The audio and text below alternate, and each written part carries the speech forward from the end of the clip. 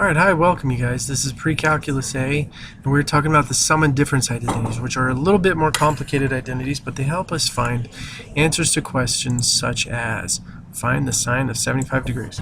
Now, I guarantee you if you go look on your unit triangle or your unit circle, you're not going to be able to find the sine of 75 because it's the sine of 0, sine of 30, sine of 45, sine of 60, and sine of 90. Okay, those are all the simple identities that we know, and they want an exact answer for this, so they're not going to settle for decimals.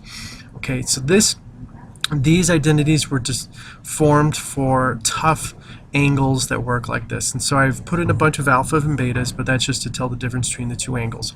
So what we're going to do is we're going to break apart 75 into two numbers you can either add or subtract to get to 75, and thus use the subsequent identity to actually find the exact value.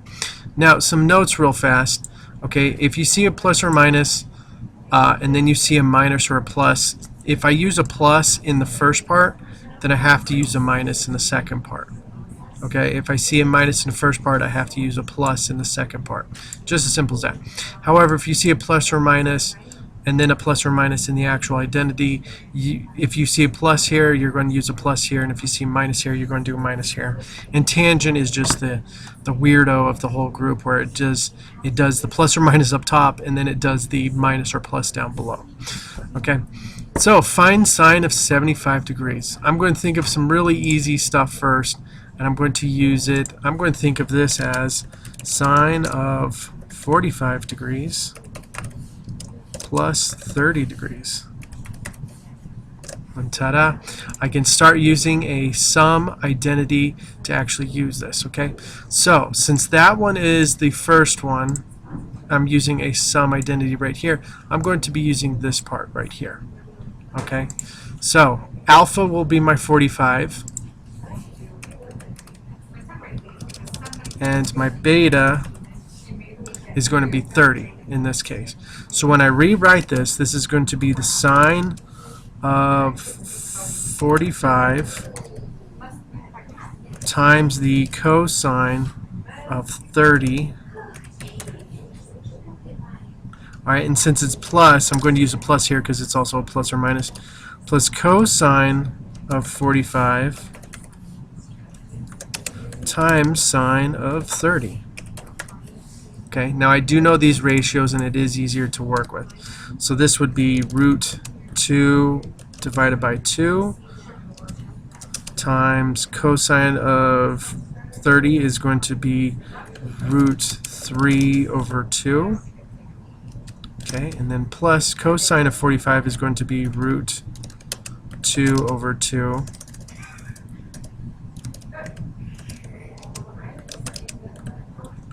times sine of 30, which is going to be 1/2.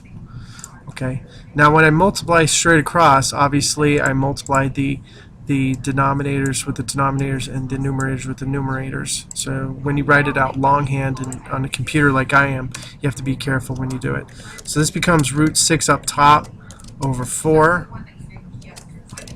plus root 2 over 4 on the bottom, and since they both have a common denominator, and this is usually a good sign that you're doing something right. On top, I'm going to have root 6 plus root 2 divided by 4, and that's an exact answer when I plug it in. Okay, now those sum and difference angles identities were used back in the day before calculus. So nowadays you can check your work by going sum of 75 degrees and getting that. Now, what you're going to do is you're going to check it with what you just did. So square root of 6 plus the square root of 2. And we're going to divide that whole thing by 4. And voila, as you can see, we actually get the same exact answer. So this is, albeit is a little bit more cumbersome, it's really elegant in that you can represent this really weird decimal by this really nice looking fraction slash square root thing. Now, if you happen to have screwed up Okay, you won't get the same answer, so you will know right away that your answer is not right. Now, the questions on the test are not asking for these answers, they're asking for these answers.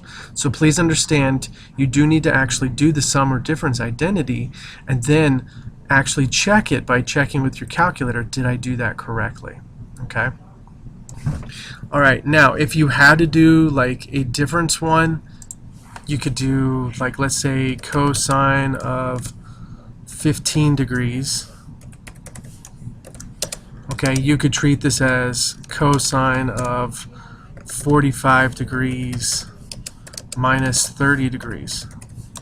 Okay, and you would get the exact answer that way. You could also use really big ones like cosine of 735 degrees, okay, which is once again cosine of 2 times 360, okay, all right, then plus the additional 15 degrees on the end, okay, and so that actually becomes just cosine of 15. Oops.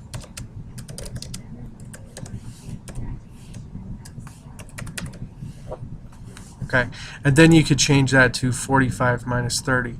So if you're dealing with a really big angle, you could transfer it down to its a coterminal angle and actually work with it between 0 and 2 pi. Okay, so just be very careful how you work with this stuff and just take your time when you're actually working with it, okay? All right, that's it for sum and difference identities. Once again, another tool for your tool bag of identities and trig. Have a wonderful day, and I'll talk to you guys later. Bye.